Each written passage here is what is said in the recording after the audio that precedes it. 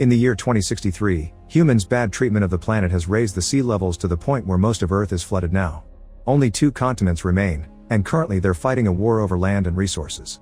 In the middle of the sea between both continents, there's a military outpost known as the Sentinel with a crew of 4 soldiers that are starting to grow frustrated. After 2 years of service, their contract ended 3 months ago, yet the relief crew hasn't come to pick them up yet. Food is getting scarce, so during a very stormy night, Cassidy and Sullivan decide to try fishing. Surprisingly, they do well and fill their big net with plenty of catches. Meanwhile, their superior officer Hendricks notices the storm is getting too violent, so he asks Baines to secure the giant explosive that guards the Sentinel. At that moment, the waves begin growing big and violent, affecting the outpost's pipelines. Baines rushes to fix them and gets his hand stuck, causing him to struggle underwater for several minutes until he finally can free himself. Outside, the waves take the net away and the duo loses their bounty. Sullivan tries to grab something again, but the wind is getting too strong and dangerous, so he has to rush back inside before he's taken away too. Everyone makes it back just in time before the enormous wave hits the structure, causing it to shake and pushing water through every entrance, but the Sentinel is still standing when it's over. The next morning, the group discuss how to lower the consumption of their resources while having military rations for breakfast. Baines wonders what happened to the fish and gets angry when he hears they lost them, and Sullivan retaliates by insulting Baines for taking parts from his kitchen to repair the main pipes. An argument ensues and Hendricks reminds them to behave like adults, asking them to concentrate on the repairs. Baines wonders why they don't ask for the relief to hurry, but Hendricks reminds him the telegraph is to make reports only. Afterward, Sullivan does the daily report using the telegraph. He informs the base that there have been no events, and they reply there are no events there either, same as the last few months. Sometime later, Sullivan joins Hendricks outside and after making some jokes about their air dancer, Sullivan looks at the sea with the binoculars. He's shocked to discover a ship is approaching, which Cassidy confirms when she checks the radar. Sullivan gets very happy because he assumes it's the relief, but Hendricks is wary and orders Baines to bring some weapons in case it's the enemy. Cassidy tries to contact the ship yet gets no answer, so Hendricks decides to give the ship a chance. He hands Sullivan a gun and tells him to take the boat to meet the ship and make sure there aren't any enemies to worry about. Sullivan immediately takes off and approaches the ship, calling out for any possible passengers, but there's still no answer.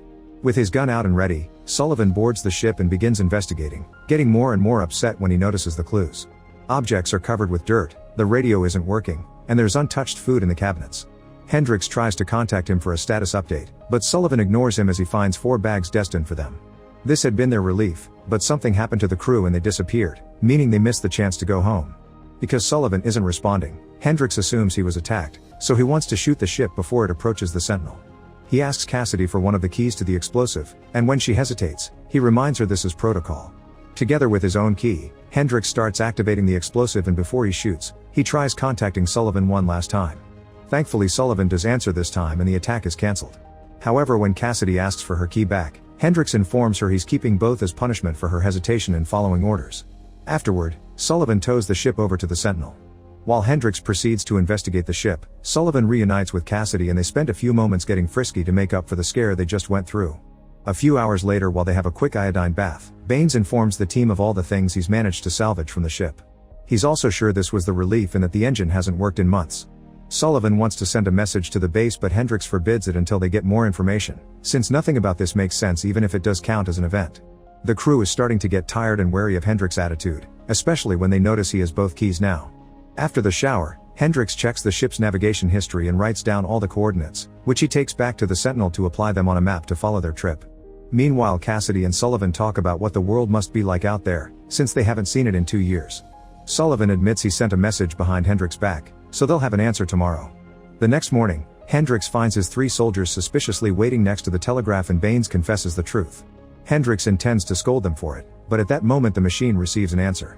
The group gets excited until they read what it says. It's exactly the same message Sullivan sent last night. It's then that they finally realize they lost contact with the base a long time ago, and the computer has just been sending back the no events message Sullivan sends every day. While Hendricks continues to work with the coordinates on the map, Baines begins sneaking into the ship with a plan in mind. One night, Sullivan catches him coming back, but Baines refuses to explain himself. The duo ends up drinking together, and Baines shares some stories about the family that awaits him at home, if home is still around at all. Suddenly, Baines confesses he thinks he can fix the ship. Excited by the hope of escaping, Sullivan rushes to give Cassidy the news and asks her to leave with him to live together in one of the few safe towns that are left on the continent, but Cassidy's hesitant and won't believe what she's hearing. The next day, Sullivan sneaks into the ship with Baines to help him fix the engine and together they manage to finish the job. As soon as they come out, they find Hendrix waiting for them, and he orders them to take down the ship to use its parts to fix the Sentinel.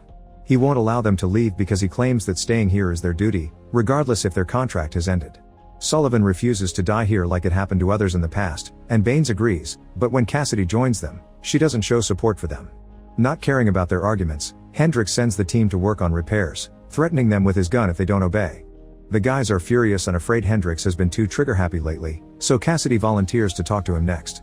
Cassidy tells Hendrix she understands he feels after he lost his last squad, but going away doesn't equal dying. If anything, it's salvation. Meanwhile, Sullivan and Baines are starting to wonder if they'll have to fight their boss to get what they want. Their conversation is interrupted by Hendrix, who admits Cassidy has presented a good argument. Since they don't have communications, someone should report to the base. 2 people get to stay, and 2 others should go. Hendrix is obviously staying, and Cassidy has volunteered to stay here as well. Baines is happy with this development, but Sullivan is heartbroken. Moments later, Sullivan talks to Cassidy in private, trying to convince her to come as well, either by replacing Baines or disobeying Hendrix. He's so desperate to make her happy that he even offers to take her place or stay here with her, but Cassidy snaps and tells him she doesn't love him, she's only thought of him as a human necessity. A devastated Sullivan rushes out of the room, and Cassidy breaks down in tears. That night, Sullivan and Baines concentrate on packing. Hendrix gives Sullivan a letter to take to the base, and he comments on the fact that the enemy is exactly like them, soldiers that just want to protect their homes.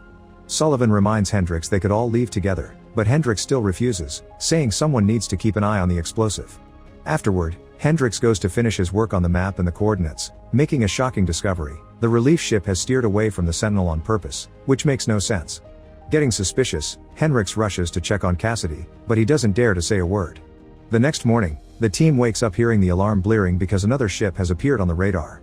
The men rush to get on their positions to defend the Sentinel, and Cassidy tries to get in contact with the ship to no avail. This time Hendrix refuses to send anyone and orders the team to shoot, but their first bullet misses. While they're getting ready to reload, Cassidy notices their ship is missing at the same time Sullivan and Baines finally get to see it clearly once the fog goes away. They refuse to shoot again, but by the time Cassidy comes to warn them, it's too late. Hendrix has his gun out and hits Baines with it. It was Hendrix that put the ship back out last night, and to prove he's being serious, he shoots the air dancer. Baines still refuses to destroy the ship and Hendrix responds by shooting his ear, so Sullivan takes the cannon and destroys the ship before they lose a life.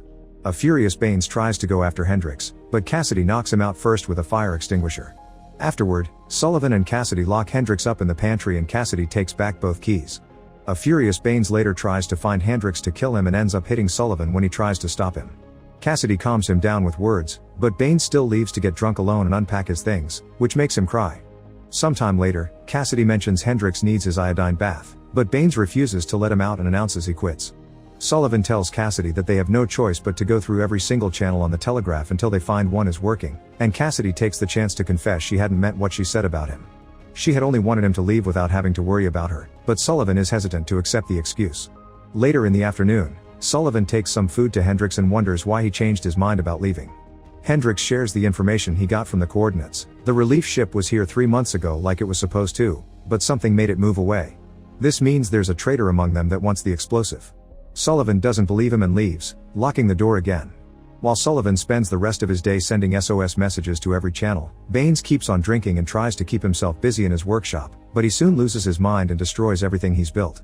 Later in the evening, Cassidy shares with Sullivan a picture of her as a kid with her family, explaining they were killed by the enemy when she was still a child.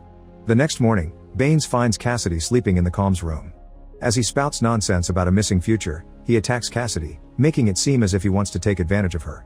After some struggle, Cassidy manages to push him away, not realizing Baines has stolen the keys. Then Cassidy goes looking for Sullivan to tell him what happened, but at that moment Baines' voice can be heard through the speakers announcing that he'll activate the explosive. Sullivan and Cassidy rush back to the comms room and try to calm him down, mentioning his family as a reason to keep living. Baines cries as he steps away from the controls, but after Cassidy takes back the keys, Baines admits he just forgot the last digit of the activation code. Sullivan thinks it's time to let Hendrix out, but Baines has shocking news. He tried to kill him earlier, but when he entered the pantry, Hendrix was gone. An open window indicated he had ended things for himself. When Cassidy and Sullivan check the pantry, they're devastated to see Baines said the truth. Not being able to deal with his grief, Sullivan reads the letter Hendrix had written to the base, and he's shocked to see Hendrix had requested for his command to be extended. Afterward, Cassidy shows the now clean workshop to Sullivan to prove Baines is feeling better and is building again. Baines confesses his wife had been pregnant and he never got to meet the baby, which causes Sullivan to easily forgive him for the drunk outburst. Baines shows his gratitude with a hug before getting on the boat to go back to salvaging stuff from the sea.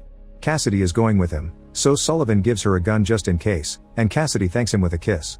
Moments later, Sullivan decides to try fishing again, and when he pulls up the net he discovers Hendricks' body with a wound on his head, meaning someone killed him and there truly is a traitor with them. While Sullivan runs to check on his friends' profiles for clues, Cassidy stares at Baines in the boat, putting together a plan. Next, Sullivan checks on Hendricks' map, coming up with a theory. As a storm begins brewing, Sullivan checks the beacon outside and confirms it can be taken off and moved around. This means someone took the beacon away in the boat and made the ship follow them instead of going to the Sentinel, explaining the coordinates. Then that someone killed the relief team and let the ship float away. A few hours later, only Cassidy comes back from the little trip saying that Baines accidentally fell and died while trying to grab some plastic. Sullivan immediately guesses she killed him and she was the traitor all along, however he's too scared to say anything yet. The next morning, Cassidy wakes up alone in bed. Sullivan talks to her only through the walkie-talkie, explaining he knows she killed everyone and that she's spying for the enemy, but he won't let her have the explosive. Cassidy then realizes she's missing the keys and runs to the comms room, where she finds Sullivan in the middle of activating the explosive. Since they have no future, he doesn't mind blowing the Sentinel up with them still inside. With Sullivan holding her at gunpoint, Cassidy tries to explain people in her homeland are suffering and she hated lying to him, but Sullivan doesn't believe her and activates the explosive. However, instead of exploding, the machine displays a funny little phrase that Baines liked to repeat, which makes them realize Baines reprogrammed the explosive so nobody can use it for destruction. In the end, Sullivan and Cassidy have a little talk. They agree that no matter what side of the war comes, they'll protect the Sentinel together and keep on surviving. Make sure to subscribe and turn on notifications so you can watch more videos like this. Thanks for watching.